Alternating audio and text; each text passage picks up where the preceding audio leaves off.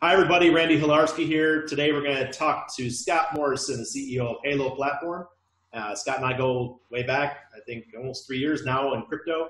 And I actually worked on his ICO back in the day and been following Halo ever since then. I have Halo Masternodes. I just love the project. And I want Scott to give us a little bit of background to the Halo, what's going on. They've got a couple big pieces of news that are going to be released soon. And Scott, take it away. What is the history of Halo? All right, thanks, Randy. You and I go back all the way back from our ICO, which we ran in October of 2017, near really the tail end of the high season for ICOs before they kind of died off in 2018. And Halo Platform did a very small ICO in comparison to what else was going on at that time, and especially in comparison to the size of our project and the scope of what we're doing with Halo. Since then, since October 2017, when we completed our ICO, we have delivered on a lot of our roadmap.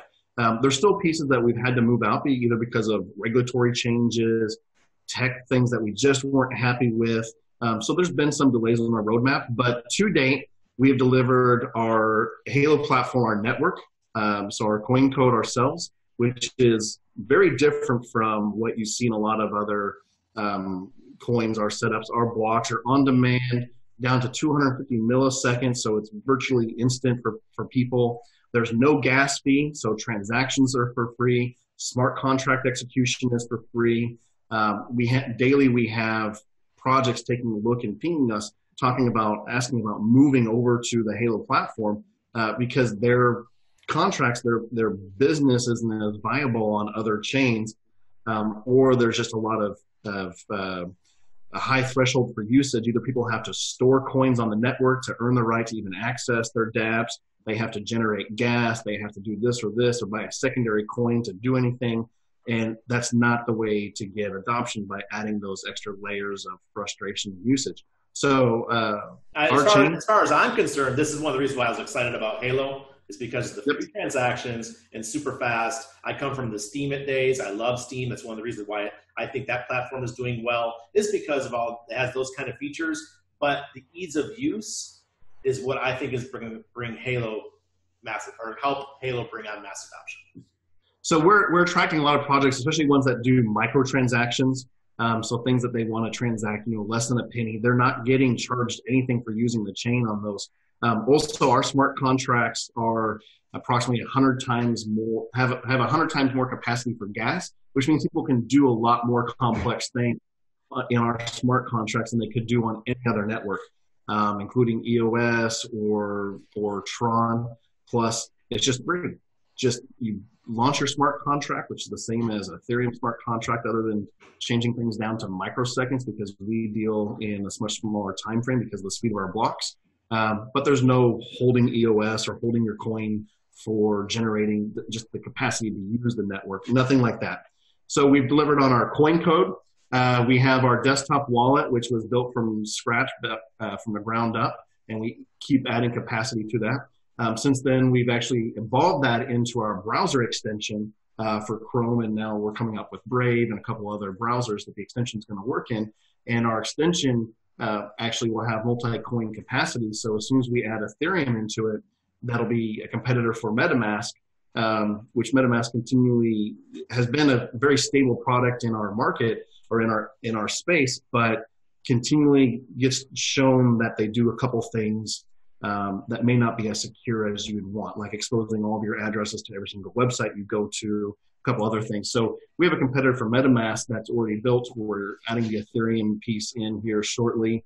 And so then websites that use MetaMask can actually, or users that normally use MetaMask, will be able to use our Halo extension, Hex, in lieu of Ethereum. And then as soon as we add the Bitcoin piece to it, websites can actually use a MetaMask style hook for taking Bitcoin payments, and people can do that. Everything stays local to your computer. Nothing goes through the websites, your private keys. Everything is local, as secure as your local computer is. So we have the... I actually use it for a couple things. I use it for my masternodes that I have with Halo. I use it for trading on the DEX. I use it for playing your games that you have with block and chain games. It just makes it simple, easier to use. It does, and we're designing it in ways that makes it feel like you're using your, like your iPhone. So as these other projects come on and add in their dApps, we'll add the capacity where you just add them or install them into your platform so you can use them or not. Like if you don't want to see our games, if you don't want to see Blockfight or Dragons or any other game that's built on the Halo platform, which not just from us, but from other third parties, then you'll be able to uninstall them from the extension and you won't see them, just kind of like you would on your phone, like on your smartphone. So we're really making things feel like what people already are used to. Then as we port that into our mobile wallet, it's going to have the same feel as that. So it's going to be like a little sub thing. So Halo overall was a place to organize cryptocurrency, which is why we have things like the multi-coin wallet. We do have the DEX. The DEX is launched at halodex.io. And in there, we do trade Bitcoin, Ethereum, VeChain, ERC20 tokens, Halo tokens, VeChain VIP180 tokens like Descent.bet or Decent.bet, and all those on a DEX. So we're chain agnostic, cross-chain interrupt. It's one of those words that you can't say too. Interoperability. There we go. Thank you. It's too early still, or I haven't had enough caffeine, one of the two. So we have all of that on our DEX. Now, what that also means, though, is other projects, like I'm speaking with one project that wants to use Bitcoin, but the biggest piece for them, as far as a user is concerned, is someone making a deposit into their dApp. They're going to have to wait for 3 Bitcoin confirmations. They're going to have to wait 30 minutes to an hour. And then anytime they want to do anything within the dApp, they have to wait for Bitcoin. So our wrappered Bitcoin actually allows for an instant transfer of Bitcoin between wallets. Now, not on the Bitcoin network though, so the end user doesn't have to withdraw it, but then it still withdraws to their Bitcoin wallet. So while it's on our network, while their Bitcoin is on our network, I could send you 5 Satoshis. You're going to get 5 Satoshis instantly. And then if you could withdraw that 5 Satoshis out to Bitcoin, you could, minus the mining fee for Bitcoin. But let's say it's even for tipping or anything else. Eventually you build up enough Satoshi that you could do withdrawal to the main Bitcoin network. That sounds like something you could do with any crypto, Ethereum or Yep. EOS. And actually you can. So Ethereum on our network, we send instantly, sends for free. So then the only thing is you have to have enough to withdraw and pay for the network fee of their native coin. While it's on our network, it's absolutely free. There is no gas fee. There is no transaction fee. There is nothing. I could send you 5 Satoshi and half an Ethereum in less than a second, and you're going to get exactly that much. Right. The only time is when you withdraw it. So there's a lot of potential with that from these third parties that want to come in, even cross-chain tipping applications. Let's say someone builds a social network and they want to have people allow tipping, content creators in whatever coin they want to. They have to load it in first, or buy it from another source like our DEX, but it's already on our network. So then they can tip 5 Satoshi, 20 Satoshi for absolutely free, and that person is going to get it until they build up enough that they actually withdraw out of the system. I did want to bring up the masternodes. Yep. It is one of my favorite features. You have 4 tiers of masternodes. Could you go through the masternodes real quick and why it's beneficial to have them? Sure. So a lot of crypto people like a passive stream of income from cryptocurrency. So there's new things coming out. You have Celsius Network that's providing a basic return for holding cryptocurrency on their network. But masternodes have always been one of the more traditional ways of earning a passive thing. And so, that goes back to the days of Dash, being the big granddaddy of them. Our masternodes, the biggest thing that a lot of people didn't like with Dash, besides having to hold 1,000 Dash, which can be quite expensive at time or quite cost inhibitive for a lot of people, is also the technical aspect. So running a VPS, keeping your masternode synced, up to date, online, all that stuff. On top of that, sometimes just the setup of it is a little archaic and a little hard to make sure that you're doing everything correctly. So when we designed Halo, and everything we designed in Halo, we take that into account is, we are using the most sophisticated currency in the known universe, and we use it in a very archaic you need a computer science, PhD in computer science sometimes to use some of these systems. So we're building in a very user-friendly, very direct, obvious way to use the system. So you go to start up on Masternode, it says, hey, do you want to do this as a private Masternode, or you want to do it as a public? Is it just you owning it, or is it you and 20 other people? Because our Masternodes are backed by smart contracts or ran by smart contracts, which means that we can break things up into having multiple owners. I can buy and sell a part of my Masternode to you. I can trade it. I can put it up on our marketplace. I can join into the Masternode with you, and it's completely ran trustlessly by the smart contracts. So neither one of us actually controls the other person's fees, which is one of the things. So Dash, they do have third-party systems or third-party places that allow for people to join in, like send 50 Dash and you can buy into a Masternode. But then you have to trust somebody else to hold all of that Dash, which at times can be, again, quite a lot of money being held up. So you're at their mercy. This is smart contract. So other than you being able to not cancel your Masternode if you're joined with somebody else, you can sell your shares at any time and get your collateral back. We run 4 tiers. Each tier has a different base block reward from our coin generation, which we generate 30,400 coins every 10 minutes, which we just cut our inflation actually just the other day from 4 minutes generation down to a 10-minute generation. So we actually just cut our generation by about, what is that? About 60%. About 60% generation. But still keeping the return on our Masternodes well above, the Dash, I think it was 7%, Pivx is 9%, and those are the top 2 Masternodes, and we're still well above those, but not, in the 200 or 300% ROI, which is not sustainable for projects long term. Everything we do is for long term. So we have the 4 tiers. The higher tiers get more per every 10 minutes, but then also Halo in general, any service fee that we generate, so any trading fee from our decentralized exchange, any trading fee from our centralized exchange, which is coming out in the next quarter, any fees earned from the games, either from purchases, in-app purchases, any of the wagering aspects, anything that we earn, that Halo earns from anything that we produce, goes back to our Masternode holders. 57.5% of that goes back to our Masternode holders.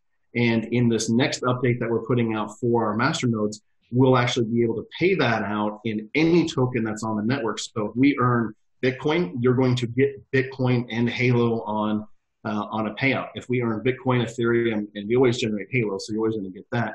But you'll get all 3 of those tokens, which the Bitcoin and the Ethereum, those are all held 1-to-1. So you withdraw Bitcoin, you get out exactly what it is minus the service fee, or the network fee from Bitcoin for withdrawing or transferring the coins. So that's in our Masternode update.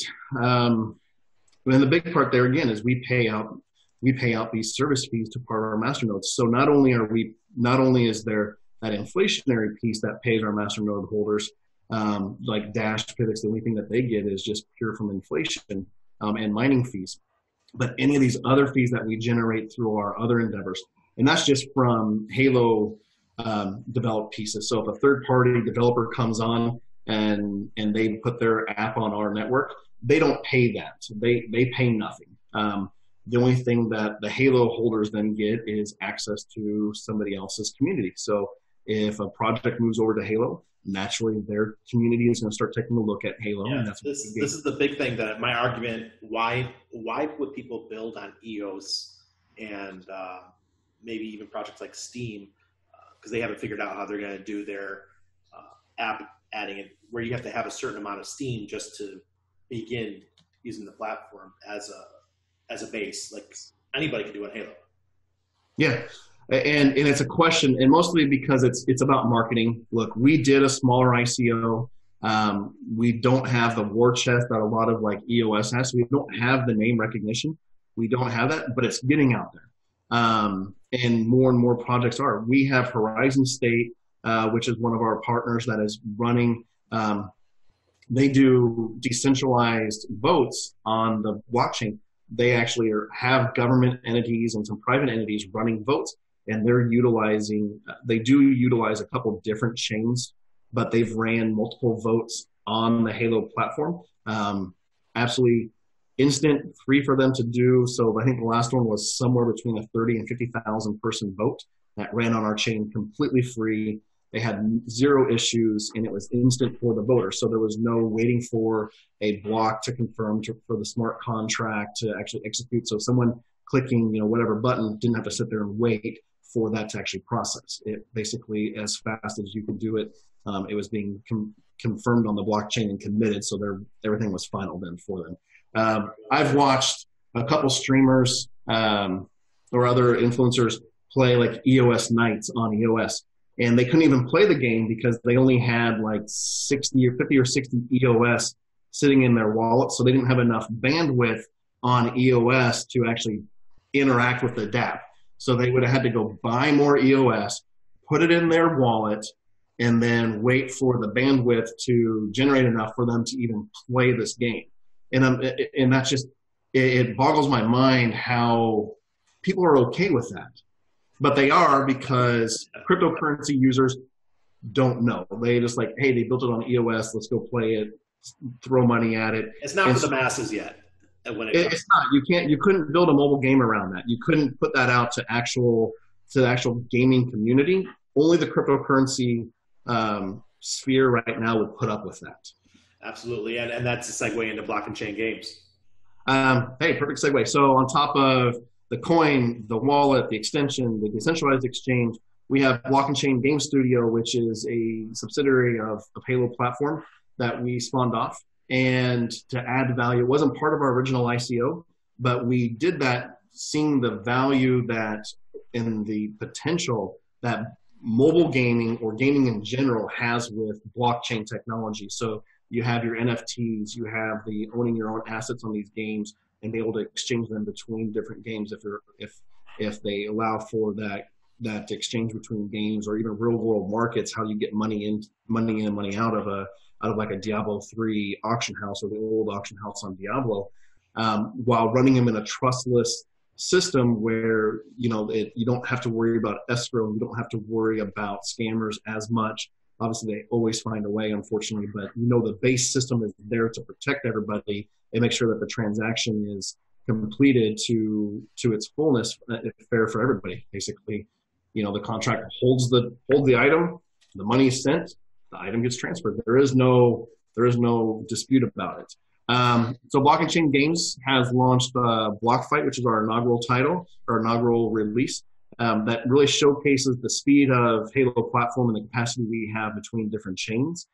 So you can play that game. It's an awesome 3D battle between players or between monsters using dice rolls that are probably fair via our blockchain. That there is no waiting, there is no clicking roll and then waiting for 5 to 15 seconds for the possibility of one block, or even, I've played eighth roll and I've had to wait, a minute for my block to get, for my roll to process because I just do auto roll. You have the auto roll. And then you wait. Are you talking about on Block Fight? Yeah.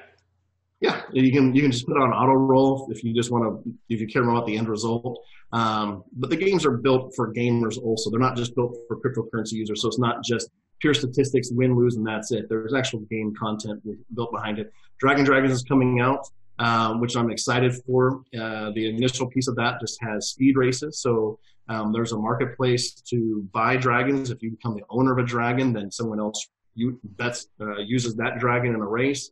Then you actually get a piece of the winnings for them using your dragon. So the dragons constantly get cycled about every 48 hours. They go back up for someone else to purchase. And then the second piece of that is there'll be battles between the dragons. So there'll be dragon races. So instead of just who runs the fastest, it's random battles where they shoot fireballs, poison, leave traps, all these pieces. But you get to breed your dragon to decide what it is that they do. So if you want a fire-breathing fast dragon, that's what you attempt to do for the breeding and stuff like that. So it's a very beautiful system. It's a fun game to play on that piece, and it's in closed beta right now. So I'm excited for that. I'm excited for our centralized exchange. It's been a labor of love for us. We've built like everything else we've built it from the absolute ground up.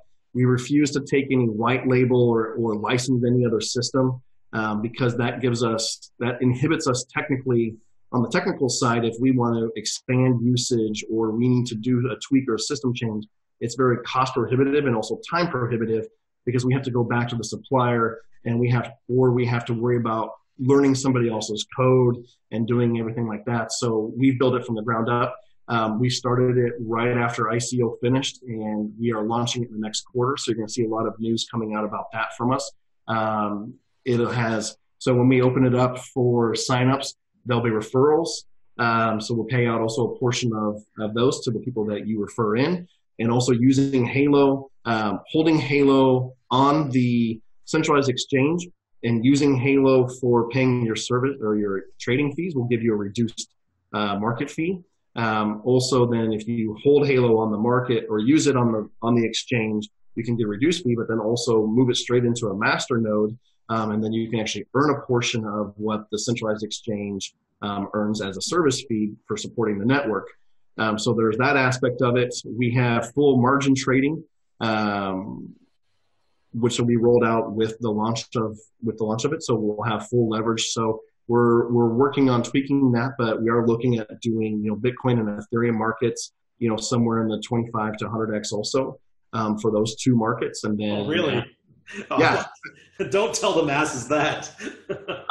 No, but we are, because our system has the speed and has the capacity for it, plus APIs, everything, full suite of services for not only the average daily trader, but also for the people that like to try their luck at the 100x as Bitcoin can go up or down pieces, but also just leverage trading in general, just going the more moderate, borrowing against your collateral to do some margin trading. Like, if you've been watching, Cardano or something over the last day, you want to go long on Cardano or short it after that. Like, we want those people to have the capacity for that. And again, Halo coin itself plays a part in that. So holding in that will actually give you reduced borrowing fees also.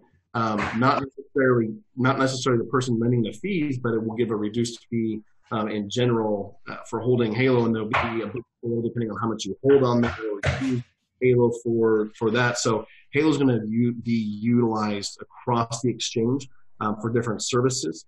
So we've spent the last October to March, we've spent the last 12, 15, 16 months building actual products. We're ready for this bear market to be over, and we feel that we've positioned ourselves well. We haven't done a lot of marketing, so people are like, Randy, who is Halo? Like, what are you even talking to these guys for, other than you and I have known each other for a number of years? Even before Halo, we knew each other.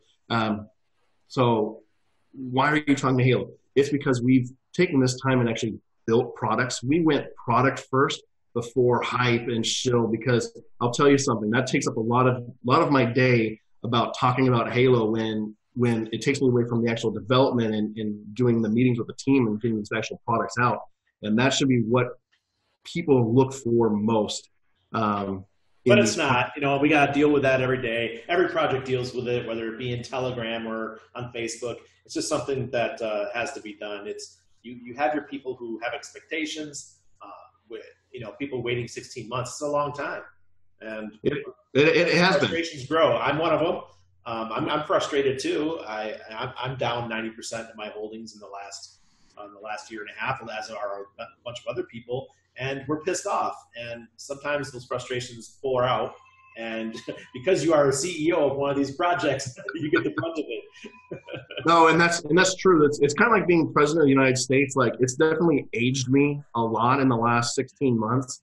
Also hasn't been great for my diet, but I love the potential of blockchain and cryptocurrency is going to play on our future. I want to be a part of it. I love the plan we have for Halo. There has been setbacks. That's taken us up to the 16-month mark, but we have launched actual product. We do have actual development going on, and it's building up the marketing and the bringing in these other use cases, which is what 2019 is going to be, and rolling into 2020. That's what projects need, is they need this actual use case. They need actual product. I mean, surprisingly enough, people want actual product now. Yes. I don't know. I mean, at first I thought it was just, put together a white paper and get paid, for doing a white paper. I don't know. That was like the 2015 and 16 thing was, do that and fork a coin and that's your project, and stuff. But, we've been working on that, and we have lots of other pieces that we continually work on. So we have our debit card, that we've been working towards delivering, and we're going a different route than a lot of other projects. A lot of other projects are looking at white labeling or using merchant services for this. Halo actually has applied and been conditionally approved for a banking license itself.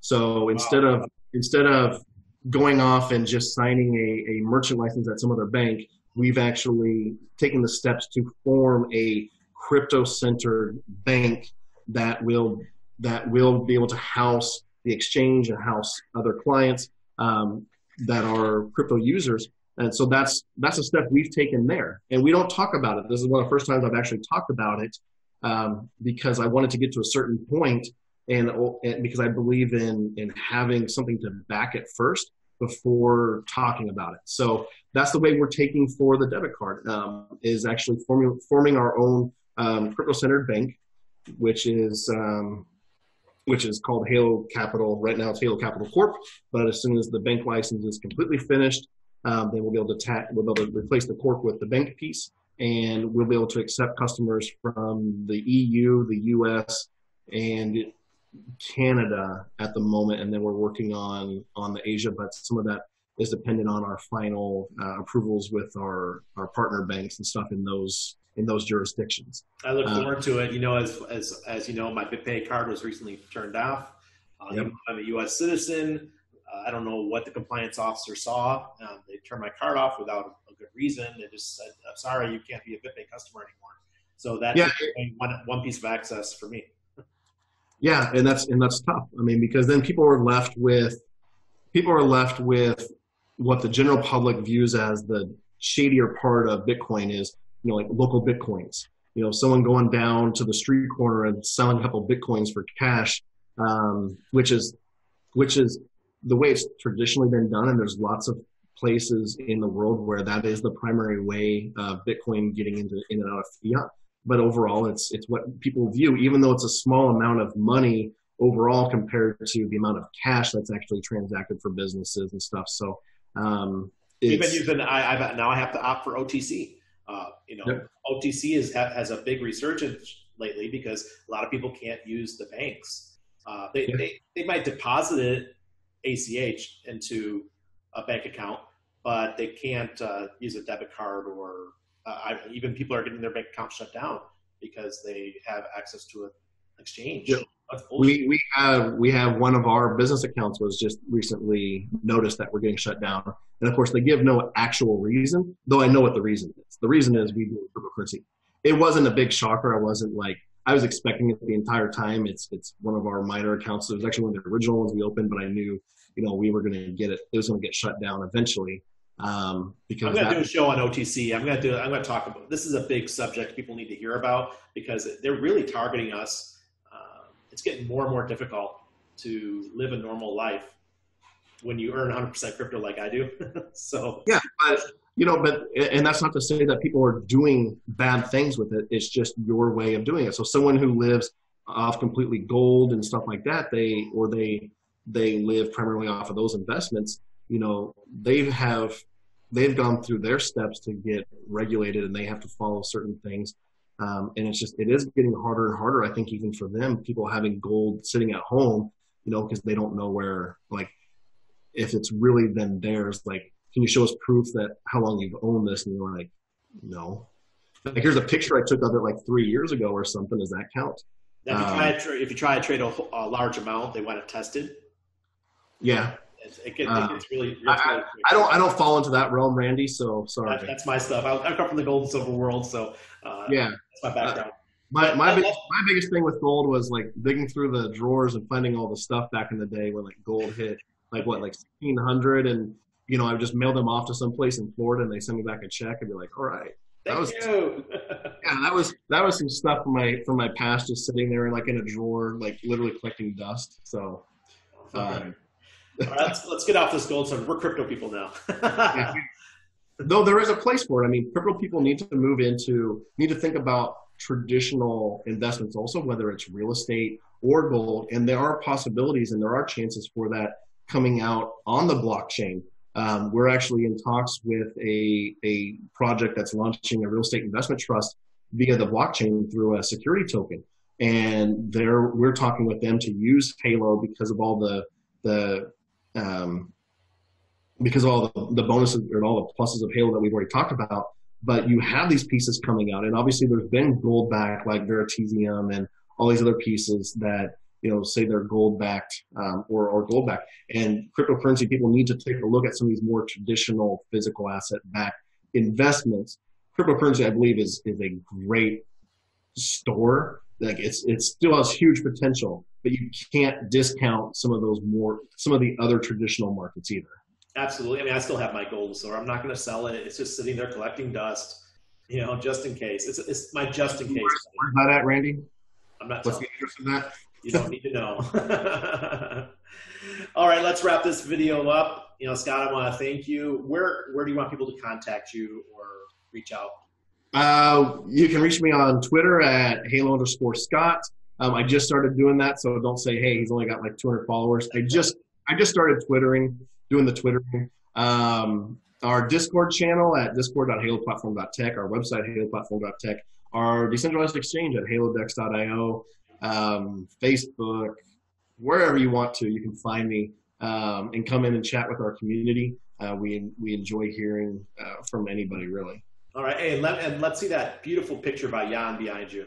So this is a Jan Kasparek original piece that he did for us.